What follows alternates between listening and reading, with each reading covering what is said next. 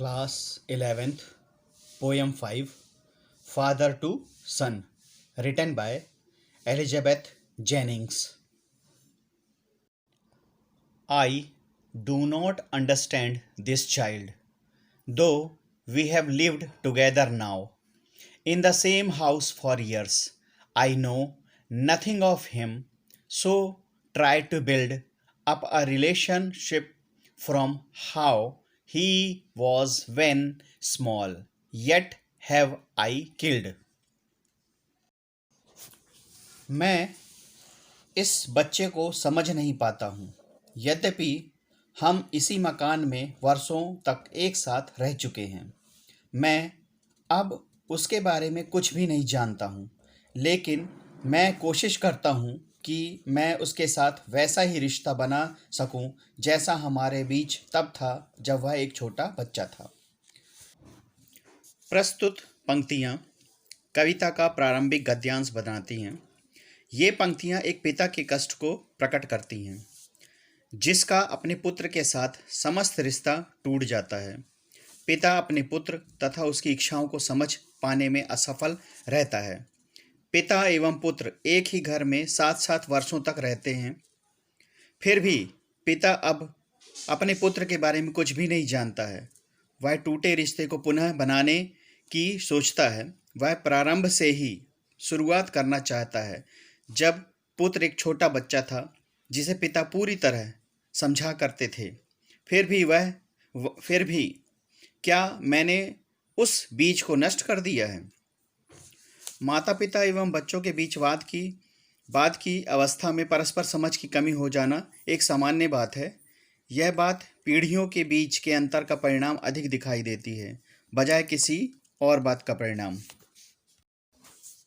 The seed I spent or sown it where the land is his and none of mine. We speak like strangers. There's no sign of understanding in the air. This child is built to my design, yet what he loves I cannot share. शायद उसने उस संबंध के बीज को ही नष्ट कर दिया है। उसने अपना सारा समय एवं ऊर्जा उस संबंध को पोषित करने में लगाया था। वह यह भी महसूस करता है कि उसने संबंध के उस बीज को उस जमीन पर बो दिया जो उसकी पुत्र की है तथा जिस पर कवि का कोई अधिकार नहीं है। उसका तात्पर्य यह है कि संबंध के जिस बीज को उसने परिश्रम से पाला था, वह अब किसी और व्यक्ति की जमीन पर प्रस्फुटित हो गया है। पिता एवं पुत्र परस्पर अजनबियों के समान बात करते हैं। उनके बीच कोई सहानुभूति अथवा समझ नहीं है। कवि चाहता था कि उसका पुत्र प्रत्येक बात में उसका अनुसरण करे। उसने पुत्र को स्वयं की प्रतिलिपि बनाना चाहा, लेकिन उसका पुत्र अपने रास्तों पर चल पड़ा जो पिता को कतई पसंद नहीं है। जिस पर मैंने सब कुछ खर्च कर डाला, अथवा क्या मैंने उसे ऐसे स्थान पर बो दिया जहाँ जमीन उसी की है और मेरा उस जमीन पर कोई अधिकार नहीं है। हम एक दूसरे से अजनबियों की तरह बात करते हैं। माहौल में परस्पर समझबूझ का कोई चिन्ह भी नहीं है। यह बच्चा मेरे इरादों इच्छाओं के अनुसार पाला पोसा गया है, लेकिन उसे जो कुछ पसंद है वह मुझे पसंद नहीं है।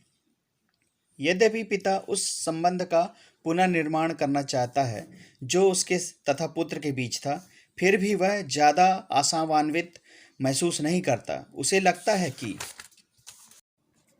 Silence surrounds us. I would have him prodigal returning to his father's house, the home he knew, rather than see him make and move his world. I would forgive him too, shaping from sorrow a new love. चारों ओर शांति एवं चुप्पी हमें घेरे रहती है। मैं उसे धन का अपव्यय करने वाले व्यक्ति के रूप में भी सहन कर लूँगा। मैं चाहूँगा कि वह अपने पिता के घर वापस लौट आए, वह घर जिसे वह जानता था, बजाय इसके कि वह अपना अलग ही संसार बसाए। मैं उसे क्षमा भी कर दूँगा और दुख की स्थिति से एक नए प्रेम की उत्पत्ति करने का प्रयास भी करूँगा।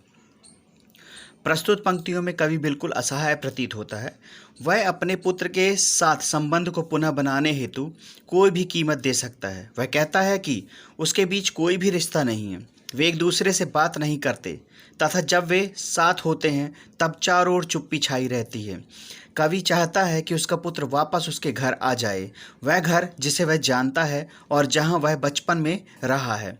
वह नहीं चाहता है कि उसका पुत्र जाकर दूसरा घर बसाए। कवि तो उसकी खर्चीली एवं पैसा बर्बाद करने की आदतों को भी स्वीकार करने को तैयार है।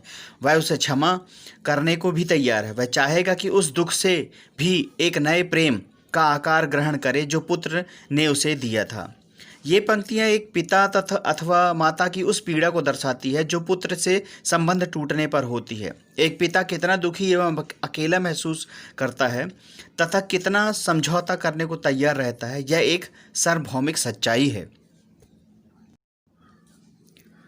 Father and son, we both must live on the same globe and the same land. He speaks, I cannot understand myself. Why anger grows from grief? We each put out an empty hand, longing for something to forgive. पिता एवं पुत्र, हम दोनों एक ही धरती तथा एक ही छत के नीचे रहना है। मैं अपने आप को समझ नहीं पाता। दुख से क्रोध पैदा होता है। हम में से प्रत्येक खाली हाथ बाहर निकलता है और क्षमा कर देने के लिए किसी बहाने की कामना करता है। कवि महसूस करता है कि पिता पुत्र के रूप में उन्हें एक ही पृथ्वी पर एक ही छत के नीचे रहना है। ऐसा कोई कारण नहीं कि वे अलग अलग रहें। पिता को समझ में नहीं आता कि वह दुख में पुत्र के साथ नाराज क्यों हो जाता है। ऐसा क्रोध बेतुका है। उसे लगता है, वह महसूस करता है कि उनमें से कोई भी व्यक्ति वर्तमान की संबंध विहीनता की स्थिति से लाभान्वित नहीं हुआ है। दोनों ही किसी बहाने की खोज में हैं जिसकी आड़ लेकर वे एक दूसरे को माफ़ कर सकें। दोनों को ही एक दूसरे से वास्तविक शिकायत नहीं है, केवल उन दोनों की जीवन शैली में अंतर है। इसे पीढ़ियों के बीच खाई का नाम दिया जा सकता है।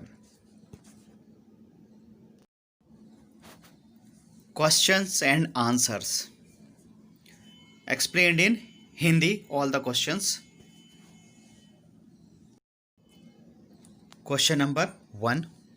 Does the poem talk of an exclusively personal experience or is it fairly universal? क्या इस कविता में केवल व्यक्तिगत अनुभव की बात की है अथवा सांसारिक की? Answer: The poem is autobiographical in tone and tells the reader about a sore relationship between the father and his son. However, as the narration advances, it turns into a universal phenomena of the growing generation gap resulting mostly from lack of communication. उत्तर: कविता का सुर आत्मकथा जैसा है और वाचक को पिता और बेटे के बीच के कड़वे रिश्ते को दर्शाती है।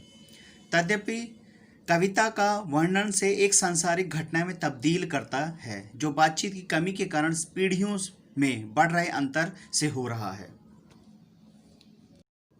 Question number 2. How is the father's helplessness brought out in the poem? पिता की बेबसी इस कविता में कैसे दर्शाई गई है?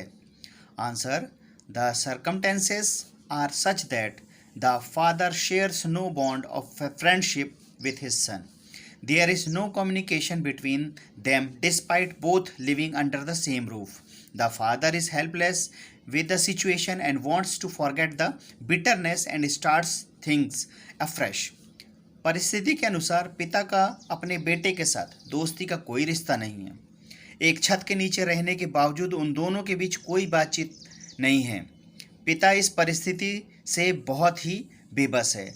वह यह कड़वाहट भूलकर एक नया जीवन आरंभ करना चाहता है। Question number 3. Identify the phrases and lines that indicate distance between father and son. पिता व पुत्र से दूरी बनाने वाले शब्दों व पंक्तियों की पहचान करें. आंसर: द फ्रेजेस और lines are A. I don't understand this child.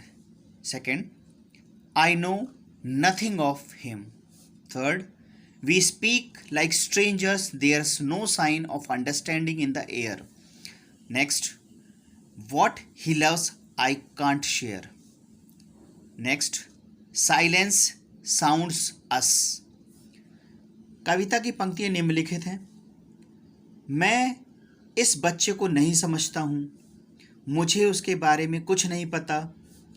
हम अनजानों की तरह बात करते हैं, हवा में समझ की कोई चिन्ह नहीं है। जो उसे पसंद है मैं उसे नहीं बांट सकता, शांति ने हमें घेर लिया है।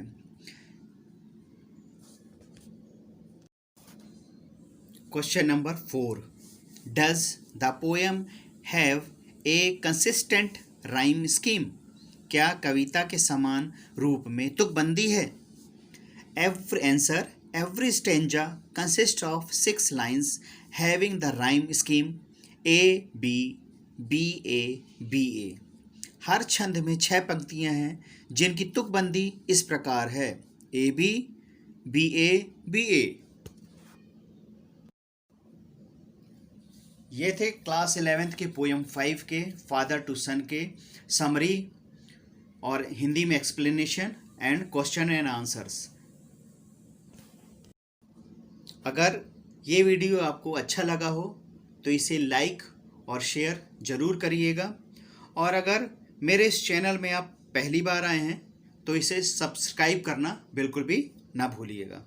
Thank you.